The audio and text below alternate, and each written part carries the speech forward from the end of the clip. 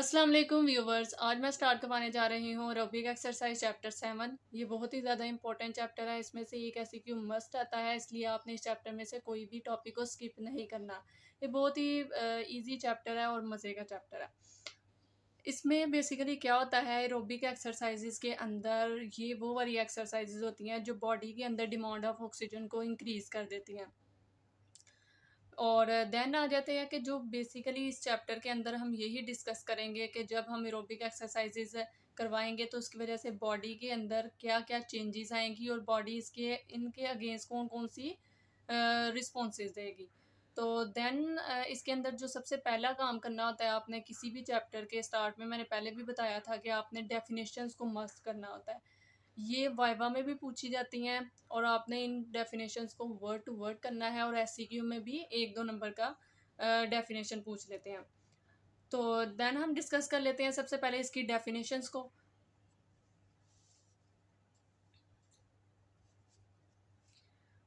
सबसे पहले आ जाती है फिजिकल एक्टिविटी। फिजिकल एक्टिविटी जब हम किसे कहते हैं कि जब मसल्स कॉन्ट्रैक्ट करेंगे, तो जब मसल कॉन्ट्रैक्ट करते हैं तो उसकी वजह से मूवमेंट प्रोड्यूस होती है और मूवमेंट प्रोड्यूस होने के साथ साथ क्या होती है, एनर्जी की यूटिलाइजेशन बढ़ जाती है। तो उसको हम कहते हैं फिजिकल एक्टिविटीज़। साथ में एनर्जी की जो यूटिलाइजेशन होती है वो बढ़ जाती है। देन आ जाती है नेक्स्ट डेफिनेशन जो कि है एक्सरसाइज। एक्सरसाइज क्या होती है, ये प्लान्ड स्ट्रक्चर फिजिकल एक्टिविटीज़ होती हैं जिनको हम करवाते हैं इम्प्रूव करने के लिए फिजिकल फिटनेस। Physical fitness. अब फिजिकल फिटनेस क्या होती है, देन नेक्स्ट आ जाती है डेफिनेशन।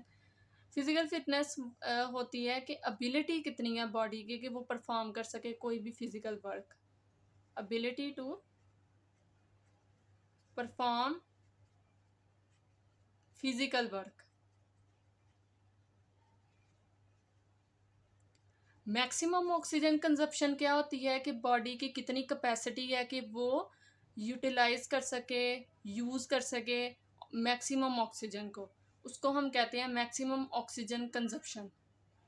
देन आ जाती है नेक्स्ट एंड्योरेंस। क्या होती है एंड्योरेंस, बेसिकली क्या होती हैं कि रेपिटेटिव और सस्टेन्ड एक्टिविटीज़ करना repetitively over a prolonged period of the time without fatigue, इसको हम कहते हैं एंड्योरेंस। ये हमने चैप्टर 6 में भी डिस्कस की थी, लेकिन इसके अंदर हम इसको जो डिफरेंट टर्मिनोलॉजीज के साथ देखेंगे।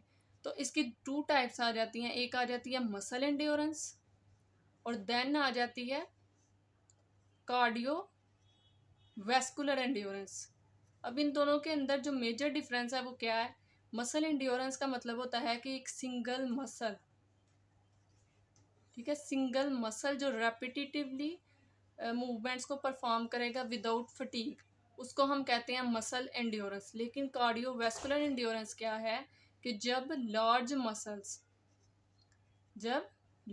मसल्स यानी कि ग्रुप ऑफ मसल्स जो होंगे, वो भी जो लार्ज मसल्स होंगे, वो जब रेपिटेटिवली मूवमेंट्स को प्रोड्यूस करेंगे डायनामिक एक्सरसाइजेस को परफॉर्म करने के लिए, तो उसको हम कहते हैं कार्डियोवैस्कुलर एंड्योरेंस। इसके अंदर आ जाती हैं कम्प्लेक्स मूवमेंट्स जैसे कि स्विमिंग, वॉकिंग, जिसके अंदर मल्टीपल मसल जॉइंट्स हमारे इन्वॉल्व होते हैं। देन आ जाती है एरोबिक एक्सरसाइज ट्रेनिंग, जो सबसे ज़्यादा इंपॉर्टेंट डेफिनेशन है और पास पेपर्स में भी आई हुई है। ये मस्ट आपने करनी है। एरोबिक एक्सरसाइज ट्रेनिंग क्या होती है, इसके अंदर हमने जो कोई भी एथलीट होता है उसकी हमने ट्रेनिंग करवानी होती है एरोबिक एक्सरसाइजेस के लिए। इनको हम कार्डियो पल्मोनरी इंड्योरेंस भी कहते हैं, क्योंकि हमारा जो मेन पर्पज़ होता है, हमने इसके अंदर कार्डियो पल्मोनरी इंड्योरेंस को इंक्रीज़ करना होता है। कार्डियो पल्मोनरी इंड्योरेंस का क्या मतलब होता है कि जो हमारे कार्डियक मसल्स हैं और जो लंग्स के मसल्स हैं उन वो रेपिटेटिवली मूवमेंट को परफॉर्म कर सकें over a prolonged period of the time without fatigue, यानी कि उनके अंदर फटीग के चांसेस कम से कम आए।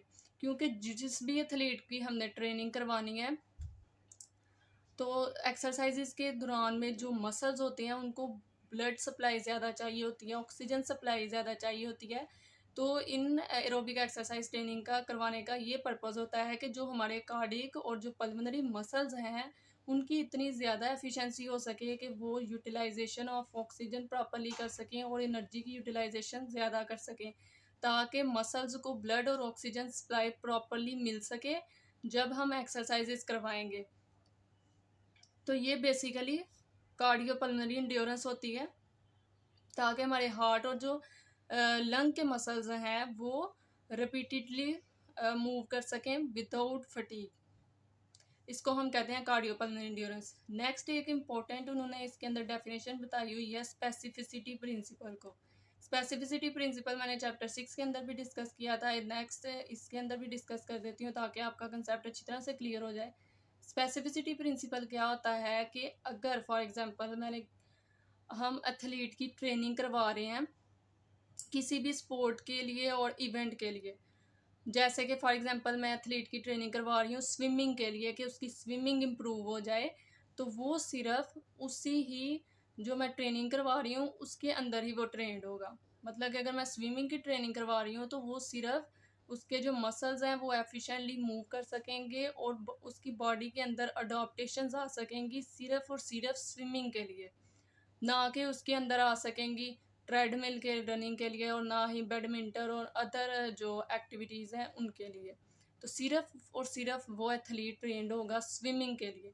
इसको हम कहते हैं स्पेसिफिसिटी प्रिंसिपल, यानी कि जो हमारी पर्पस होता है उसको ट्रेनिंग करवाने का, सिर्फ एथलीट उसी के अंदर ट्रेंड होगा।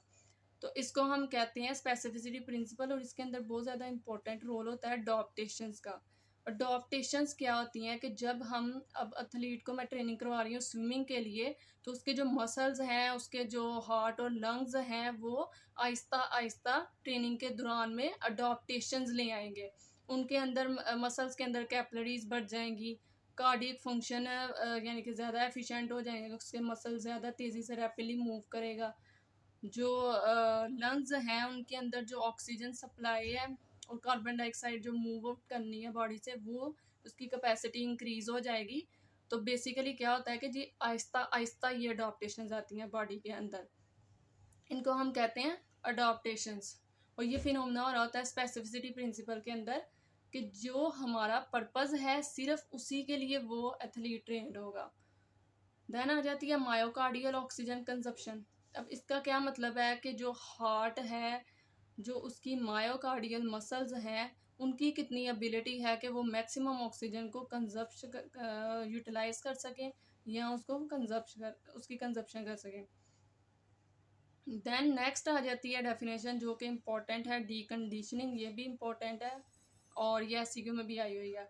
डीकंडीशनिंग अब क्या होती है कि जब हम कोई भी कंडीशन नहीं प्रोवाइड कर रहे बॉडी को, ठीक है, और ये ज़्यादातर तब होती है जब पेशेंट को कोई भी एक्यूट या क्रोनिक डिजीज़ चल रही हो, तो उसकी वजह से वो क्या हो जाएगा, प्रोलॉन्ग्ड इमोबिलाइजेशन हो जाएगी, बेड रेस्ट में चला जाएगा, चल नहीं फिर नहीं सकेगा, कोई भी एक्टिविटी परफॉर्म नहीं कर पाएगा। तो उसकी वजह से क्या होगा कि आहिस्ता आहिस्ता उसकी जो मसल्स हैं उसकी स्ट्रेंथ कम हो जाएगी, VO2 जो मैक्सिमम ऑक्सीजन कंजप्शन है वो कम हो जाएगी और कार्डियक आउटपुट कम हो जाता है। कौन कौन सी 3 चीज़ें जो इम्पोर्टेंट है, ठीक है, एक तो VO2 मैक्स यानी कि मैक्सिमम ऑक्सीजन कंजप्शन उसकी कम हो जाएगी, दूसरा कार्डियक जो आउटपुट है वो कम हो जाएगा, और जो नेक्स्ट है कि जो इम्पोर्टेंट है वो है कि उसके अंदर जो मस्कुलर स्ट्रेंथ है वो आहिस्ता आहिस्ता कम हो जाएगी। जाहिर सी बात है जब कोई भी एक्टिविटी परफॉर्म नहीं हो रही तो उसके मसल्स को प्रॉपरली ऑक्सीजन नहीं मिल पा रही और उसको वेस्ट प्रोडक्ट्स के लिए प्रॉपर ब्लड नहीं मिल पा रहा उसको रिमूव करने के लिए, तो इसकी वजह से क्या होगा कि आहिस्ता आहिस्ता मस्कुलर स्ट्रेंथ कम हो जाएगी, कैपिलरीज जो मसल्स को सप्लाई हो रही होती हैं वो कम हो जाती हैं। तो बेसिकली डीकंडीशनिंग के क्या इफ़ेक्ट्स आएंगे, ठीक है, एक तो वो पूछ लेता है कि क्या इसकी डेफिनेशन है और दूसरा बताएं कि इसकी वजह से क्या क्या इफ़ेक्ट्स आएंगे। तो देन सबसे पहला जो इफ़ेक्ट है कि मस्कुलर स्ट्रेंथ उसकी रैपिडली उसकी मस्कुलर वेस्टिंग होने लग पड़ती है। जब मस्कुलर वेस्टिंग होने लग पड़ती है तो उसकी वजह से मस्कुलर स्ट्रेंथ उसकी कम हो जाएगी। जब उसकी मस्कुलर स्ट्रेंथ कम हो जाएगी तो उसकी जो ओवरऑल बॉडी की स्ट्रेंथ होगी वो कम हो जाएगी, ठीक है। जब मस्कुलर स्ट्रेंथ कम हो जाएगी तो कार्डियोवैस्कुलर फंक्शन भी कम हो जाएगा। जाहिर सी बात है जो मस्कुलर स्ट्रेंथ कम हो रही है तो जो कार्डियक मसल्स होंगे और जो वेजल्स के मसल्स होंगे वो भी क्या होंगी, उनकी स्ट्रेंथ भी कम हो जाएंगी। क्योंकि कार्डियक का क्या फंक्शन था, जब एक्सरसाइज करवानी है तो इसने रैपिडली पंप करना है ब्लड, और जो वेजल्स थी उन्होंने जो मसल्स के इर्द गिर्द थी उन्होंने वेजो डायलेशन करनी होती है ताकि ब्लड को ज़्यादा ब्लड मिल सके मसल्स को। तो लेकिन जब कार्डियो और जो वेस्कुलर जो मसल्स की स्ट्रेंथ ही कम हो जाएंगी, तो इसकी वजह से क्या हो जाएगी, इन दोनों की एफिशिएंसी कम हो जाएगी। देन जब इन दोनों की एफिशिएंसी कम हो जाएगी तो इसकी वजह से जो टोटल ब्लड वॉल्यूम था वो कम हो जाता है वेजल्स के अंदर। जाहिर सी बात है, जो हार्ट है वो पंप नहीं कर पाएगा इतनी तेज़ी के साथ एफिशिएंटली, तो उसकी वजह से टोटल ब्लड वॉल्यूम कम हो जाता है। देन आ जाती है कि उसके बाद क्या होगा, उसके बाद हार्ट वॉल्यूम भी कम हो जाएगा। जब ये सारे वॉल्यूम ब्लड के अंदर वॉल्यूम ही कम हो जाएगा तो उसकी वजह से क्या हो जाता है कि आर्थोस्टेटिक टॉलरेंस भी कम हो जाती है। आर्थोस्टेटिक टॉलरेंस क्या होती है कि जब हम सीटिंग के बाद अचानक उठते हैं तो हमें चक्कर आते हैं और हम गिर पड़ते हैं, तो इसको हम कहते हैं आर्थोस्टेटिक टॉलरेंस। तो बेसिकली ये भी टॉलरेंस है वो भी कम हो जाएगी। जब आर्थोस्टेटिक टॉलरेंस भी कम हो जाएगी तो उसकी वजह से क्या हो जाएगा कि पेशेंट जो है वो एक्सरसाइज भी इतनी जल्दी से नहीं कर पाएगा, उसकी एक्सरसाइज टॉलरेंस भी कम हो जाएगी। एक्सरसाइज टॉलरेंस कम हो जाएगी और अल्टीमेटली क्या होगा, जब पेशेंट काफ़ी अरसे से इमोबिलाइज और बेड रेस्ट है तो उसकी वजह से तो जो उसकी बोन्स हैं उनके ऊपर कोई लोडिंग नहीं आएगी। जब बोन्स के ऊपर कोई लोडिंग नहीं आ रही, उसके ऊपर कोई इम्पोज डिमांड नहीं हो रही, तो उसकी वजह से क्या होगा कि बोन मिनरल डेंसिटी कम हो जाएगी। आहिस्ता आहिस्ता बोन्स ऑस्टियोप्रोसिस की तरफ जाने लग पड़ेंगी, तो बोन मिनरल डेंसिटी भी कम हो जाएगी। देन मैं नेक्स्ट डिस्कस करूँगी एनर्जी सिस्टम, जो कि एक बहुत ही इम्पोर्टेंट SCQ है, पास पेपर्स में भी आया हुआ है। अब तक आपको कोई भी मसला हो तो आप कमेंट सेक्शन में पूछ सकते हैं। अल्लाह हाफिज़।